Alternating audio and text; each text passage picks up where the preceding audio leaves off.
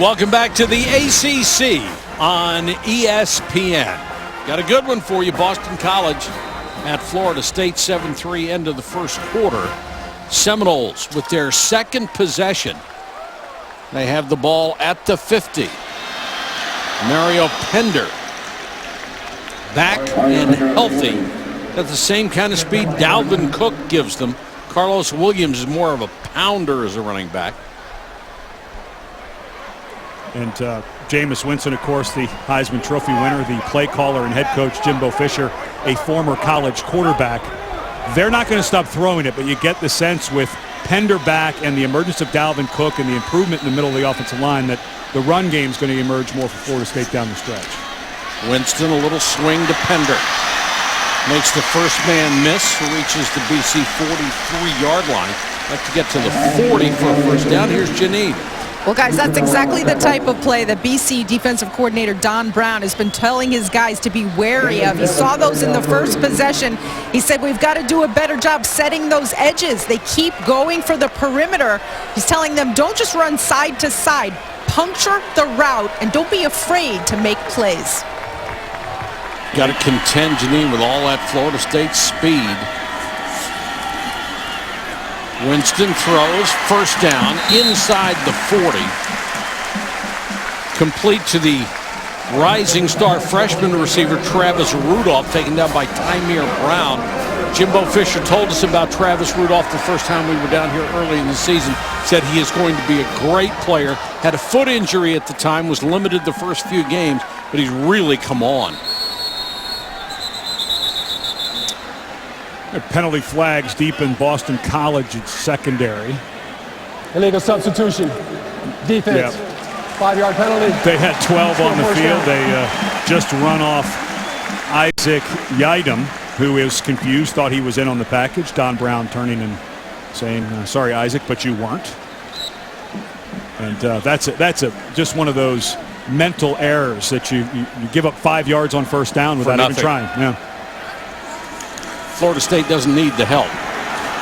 Penetration here really messes up the timing of the play. Connor Wojak, the nose tackle, shot through, and Carlos Williams had to change his path in the backfield, never had a chance. Wojak and Goodapple have been playing very well this year for Boston College. That time, Wojak knew the snap, got a good jump on the ball, got upfield, and because of the back block by the center, Irvin trying to turn back, he was able to run through and make a play. But the middle of that defense for Boston College has played well, and they just got that yardage back from that penalty. 2nd and 9. Blitz coming. They don't get there. The pass underneath. Rudolph inside the 20 and the 19-yard line. Gain of 19. We said before, you come with a blitz and you don't get there, somebody is wide open, and Winston is pretty good at finding the wide open man. And if you're going to blitz, what comes open? The middle of the field, right behind where the linebackers were, and that time Rudolph was standing right there. Winston, play fake, throws the post. Rashad Green dropped it. Take a picture of that. Doesn't happen very often. The all-time leading receiver in FSU history, and they've had a few here. Bolitnikoff, Warwick, Bolden, Walker, Ron Sellers. And Green short arms this just a bit. This is in traffic. The ball's thrown perfectly on time. And Green expecting to make that. I think he felt that safety over the top. That ball was thrown perfect and on time, and Green just not able to make the catch after making a beautiful one-handed catch with his left hand against Miami to pick up a first down in the fourth quarter. That one needs to be a catch, but safety was there.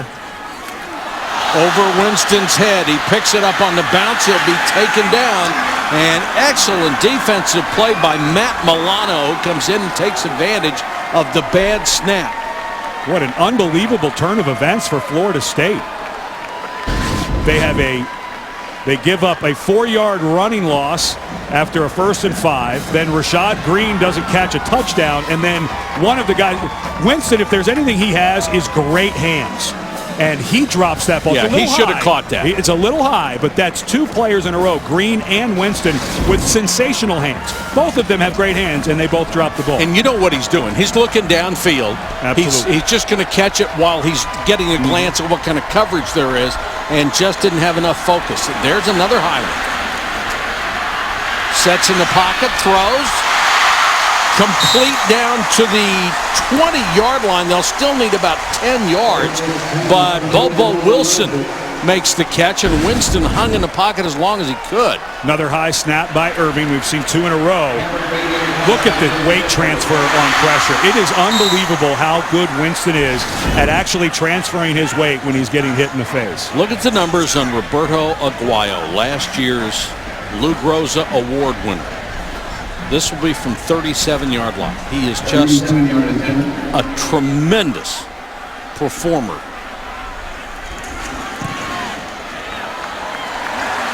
Usually it's right down the middle. He brought a little adventure into that. They just ought to give him the Groza Award for this year and next year and be done with it. Rivalry heats up tonight. Number 9 UCLA, number 19 USC. The Pac-12 South on Saturday Night Football at 8 Eastern on ABC. We're at Florida State, where the Seminoles have a 10-3 second quarter lead on Boston College.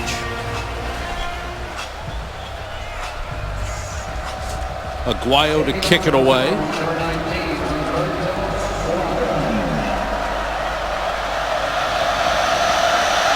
Miles Willis is deep, and Aguayo booms it 7 or 8 yards out of the end zone.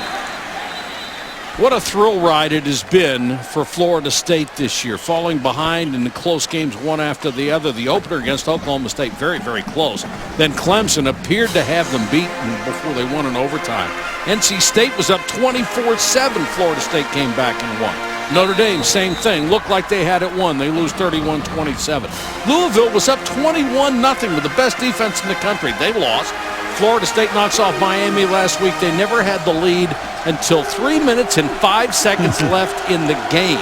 And they're used to it. And talking to the coaches and players yesterday, especially Jimbo Fisher, it's now a learned trait. They understand how to buckle down and make big plays when they have to. Murphy hands it off to Hillman.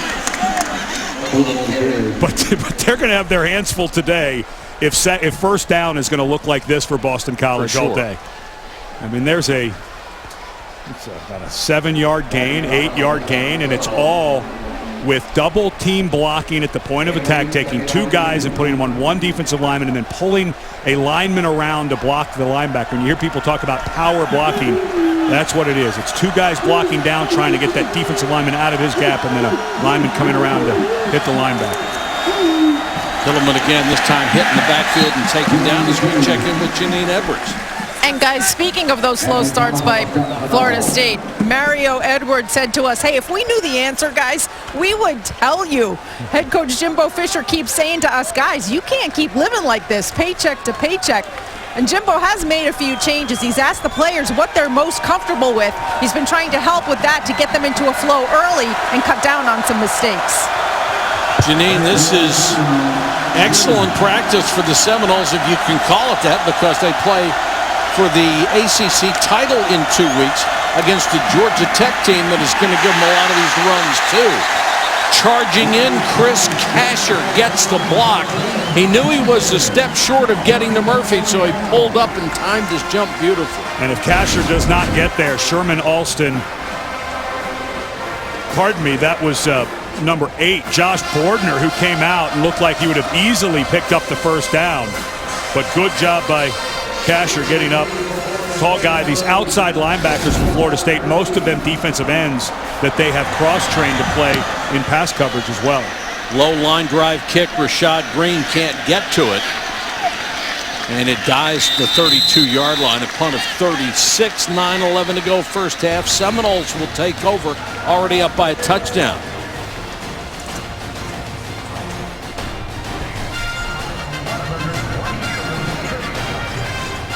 Football presented by K Jewelers, brought to you by Dr. Pepper, always one of a kind. The all-new Chrysler 200, America's import. And Vizio Ultra HD. Nothing is more captivating.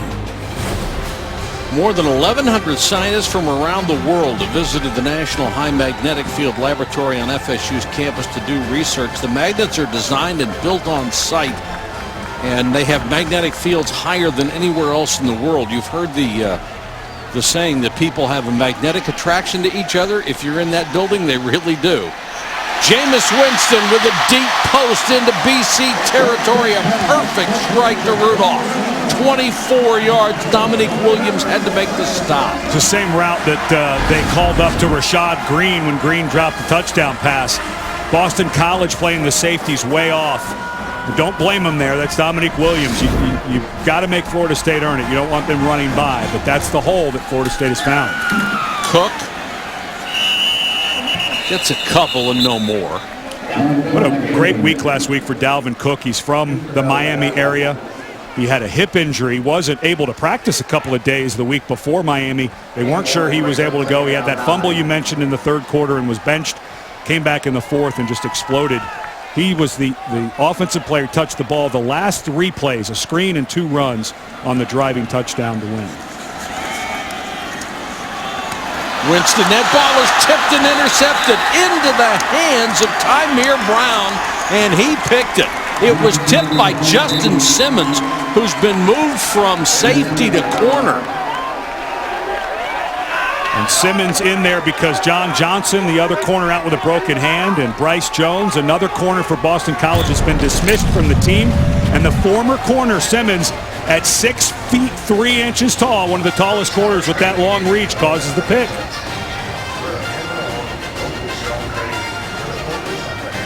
Jameis Winston not happy about it.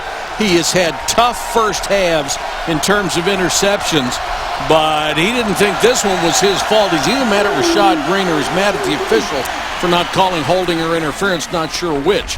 But he was certainly upset with somebody. Yeah. And we'll go back and look at this last one. Justin Simmons does get the left hand on the hip of Green right here at the end. You see him reach in, but he doesn't change it. They're not going to call that. In college football, you're allowed to make contact. They're just not going to call that. And then Jameis Winston was very upset.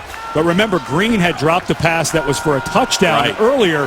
And so you look at those numbers, INTs and TDs flipped in the first half. Well, if Green makes the catch of the touchdown, that may be flipped. But I just think that was good defense by Simmons. That defensive pass interference is not going to be called and shouldn't be called, in my opinion. Outlaw, the tailback on this series, and cracks straight through to the 45. Ran through an arm tackle by P.J. Williams, the corner, picked up an additional 4 yards.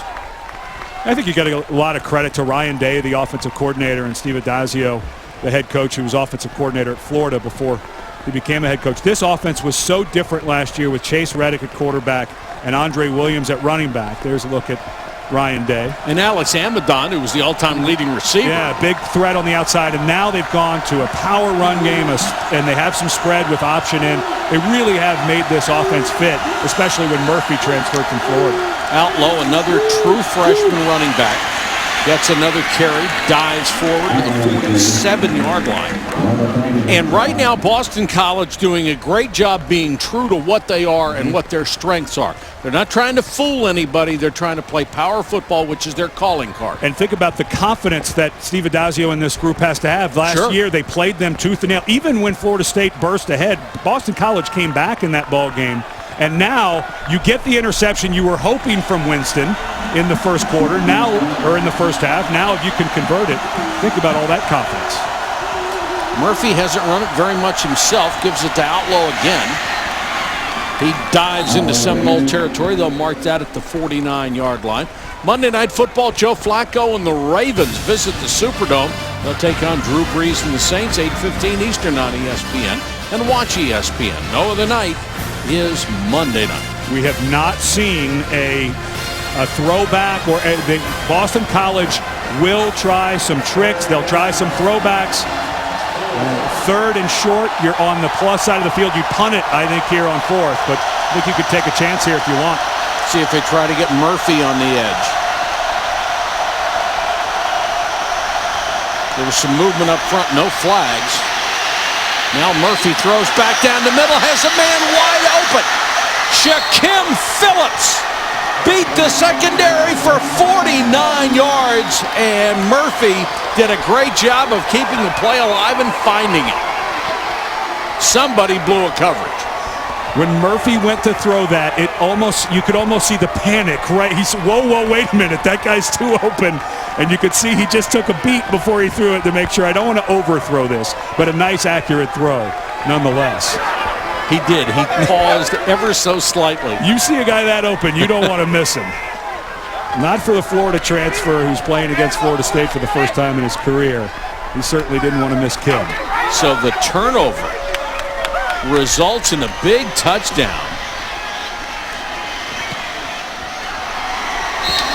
And the point after ties it at 10. It's another typical Florida State first half. They're in a dogfight. Phillips wide open.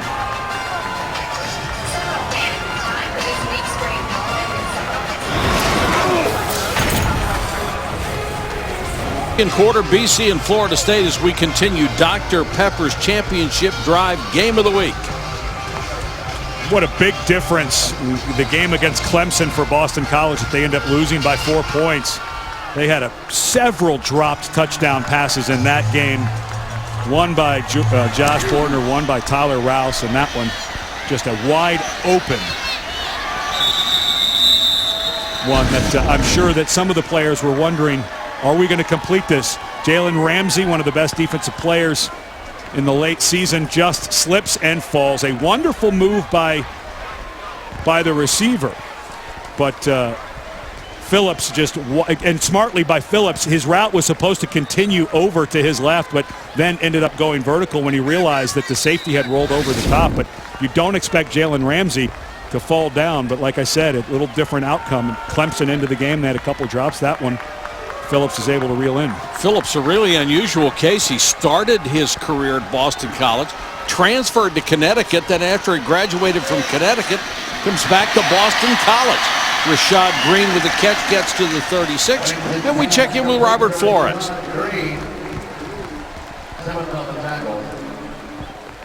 That's good for another Florida State.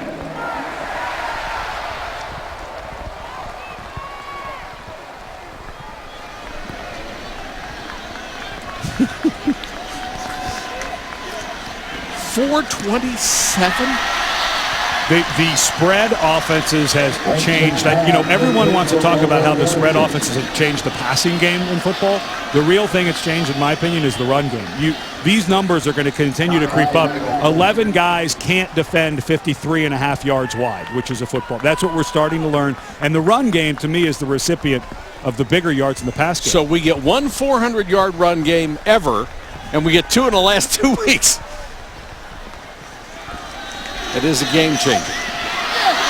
Dropped on a perfect throw by Travis Rudolph. Florida State's just doing enough to let Boston College hang in here and have some confidence.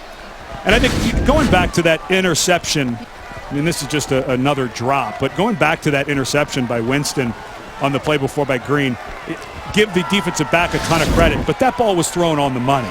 In some of these plays, he takes a little bit of beat for these interceptions, but boy, a lot of this is not his fault early in this game. Carlos Williams across the 45 to about the 46-yard line. It's going to be very close to the sticks. And they're going to bring the chains in from, no, they are going to say it's first down. No measurement. You're getting to that part of the half, 4 minutes left, both teams with 3 timeouts. Not that, the chain crew got confused on the top side of the field. The chain crew started to come in with the sticks, but the officials had already told them, no, you need to move ahead the next 10 yards. Well, it appeared one official signaled them to come on the field, called timeout. Then the other official says it's first down, and the chain crew was already on the way. I'll chalk that up as miscommunication. They come with a blitz. Seminoles do a great job of picking it up. Rashad Green between the corner and the safety didn't short arm that one, and it was a perfect throw, and Green is hurt. Gain of 22. Boy, if for Rashad Green to come back. What a wonderful catch. It was the exact catch that he didn't make for a touchdown. But this is a guy, senior leading receiver all time at Florida State. Looked like he got hit on the hand as the safety.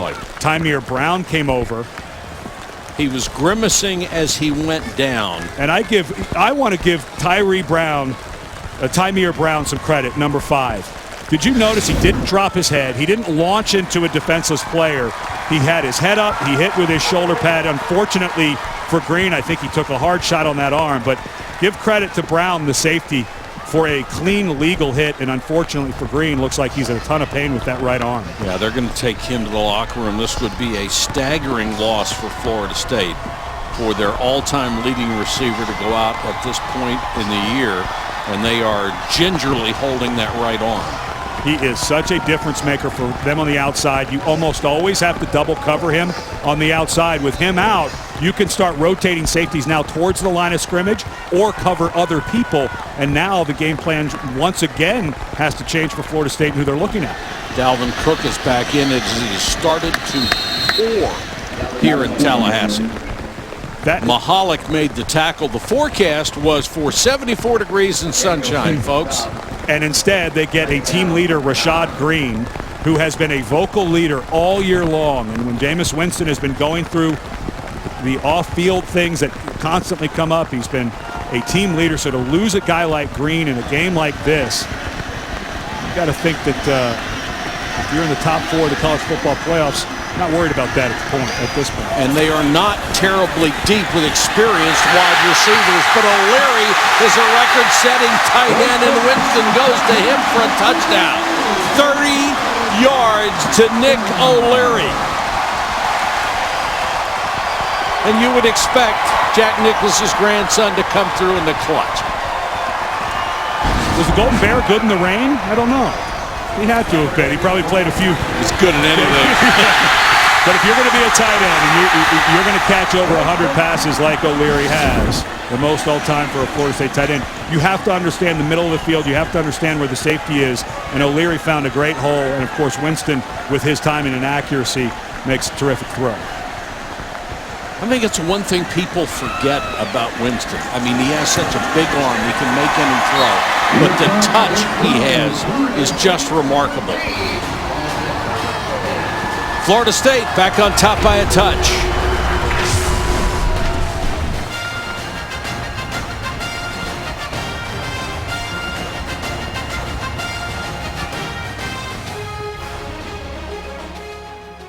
Field goal, and that's Alstead makes contributions to participating universities' general scholarship funds for each field goal and extra point kicked. Since 2005, Alstead has contributed more than $3.7 million in scholarship funds.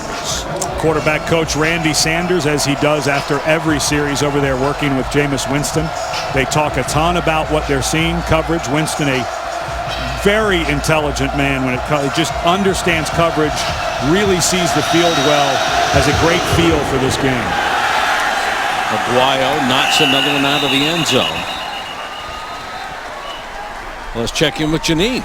Well, guys, after the slip by Jalen Ramsey that led to the Boston College touchdown, he came off to the sideline and changed his shoes. He put on some molded cleats. He's evidently not getting enough traction. You did mention this is natural grass. We have a steady rain coming down. It's getting very, very slippery. Several Seminoles have taken the visors off their helmets because they just can't keep them clear with all the rain coming down.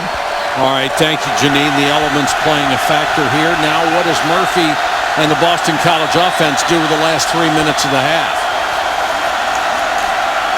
Hilleman spins out of a tackle, still on his feet.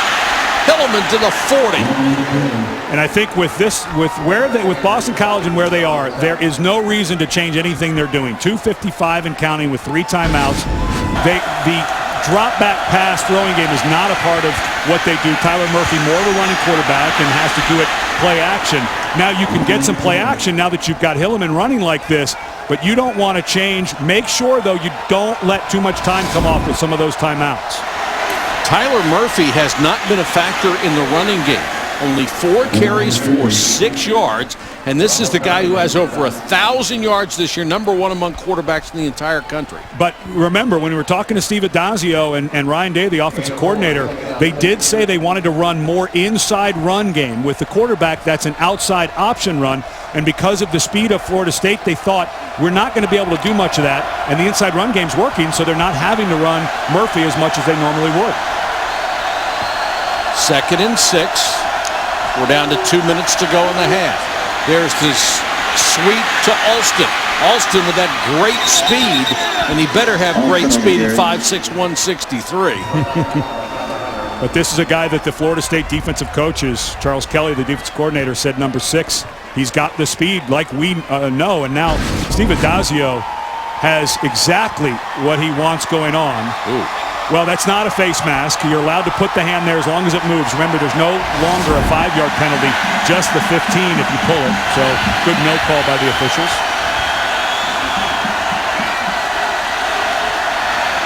Empty backfield for Murphy. Seminoles come with a 5-man rush. Jalen Ramsey will get the sack. The guy who made so many plays against Miami makes a big one here. Made a big play at the end on a rush against Notre Dame. Made a big play at the end, like you mentioned, against Miami. He had the interception, but before that, he made a blitz, and this time, because he's 6'2", has long arms, and that's exactly what Jimbo Fisher talked about. Last year, LaMarcus Joyner played this position, but Joyner about 5'9". This guy 6'2", and he said that range has made a big difference as he started to get a feel for that position. And he was always under control on that blitz, never in danger of going by the quarterback. He just had him measured. They fake the fly sweep. Murphy on the keeper. He's forced out of bounds. Good job by P.J. Williams of staying home and doing his job. And Tyler Murphy going out of bounds there helped out Florida State. Now you've got 3rd down and a mile. You're thinking field position here if you're Boston College. And now with Florida State, 3 timeouts a minute, 2, because they go out of bounds. They don't have to use one of the timeouts to save some time for their offense. Although up 7 in this rain, after an interception, I'm not sure Jimbo would do much if they get the ball back. He is an offensive coach, though. If he's got 45 seconds, he'll try to do something with it. Big play here for Murphy. They'll go with the draw play. And they reach the Seminole 41. Still about 10 yards, 11 yards shy of a 1st down. And why wouldn't Florida State use a timeout here? If you're trying to save clock and you do want to do something on offense with 3 timeouts, I'm not sure. If Jimbo's just going to take this and go to the locker room, then don't call the timeout. But if you want to do something here, I think you would have used it. And I think they're just going to let it go. It will be an interesting halftime for the Seminoles. The first thing they're going to do is check on Rashad Green when they go to the locker room to see what kind of an injury he has sustained, because that is probably as little depth as they have in any position is at the wide receiver spot. We've got a timeout, only 14 seconds to go in the half.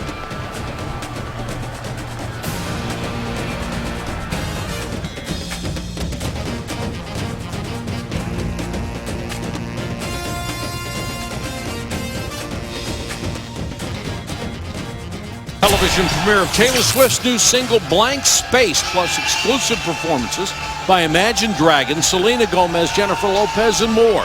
The American Music Awards is live tomorrow night, 8, 7 Central on ABC. Punt formation for Boston College. There may have been a discussion about going for it at this point. The idea with so few seconds that Florida State would still have a long field, but I just don't think you want to give Jameis Winston, if he didn't pick it up, the chance with the ball at the 41. I agree. Even with 7 seconds, you could get 2 plays, you know, a quick out, and then you're throwing one to the end zone. So I think it's the right call by Steve Addazio. Here's Janine. Well, guys, as you can see, Rashad Green was back out on the field for that play. Terrific news for the Seminoles that he did not have a major injury to his hand, and he's good to go for the rest of the game. Boy, that was scary, though, Janine. The way they were holding his arm, it looked like he might have had a break in the forearm or a broken hand. And they are breathing a sigh of relief in Seminole Nation right now. And they are also up at the end of the first half. Sometimes unusual this year for the Seminoles. They're up 17-10. Really a pretty good first half for them. Pretty good first half for Boston College, too. They stayed true to who they were. Played the power running game, and they're only down by a touchdown as we will go to the second half. Let's go to Janine. Jimbo, this is the sixth team that you guys have faced coming off a bye or extra time to prepare. How do you think your guys have done so far, expecting the unexpected? I think we played pretty well. Offensively, moved the ball really well. Had the one play I thought could have been an interference call, but we got to make the play on it. Other than that, we scored every drive. Defense, we got two good stops right there. They moved the ball early, did some things. They've got a couple wrinkles in. I thought our defense has done a good job adjusting. We knew it was going to be this kind of game. Boston College is a good team. We're playing hard. Well, and they do what they do best, which is the running game. Any adjustments you guys need to make to kind of limit their yards on the ground? No, they got 95. It was not too bad. We just got to get a tackle a little bit. We had a couple chances to tackle a little better inside. We got to make a couple tackles and try to win the chain battle on first or second down, put them behind the chains. Okay, Jimbo, thank you. Thank you, Janine. At the half, our score, Florida State 17, Boston College 10. When we come back to studio, we'll bring you up to date on everything at halftime after these messages.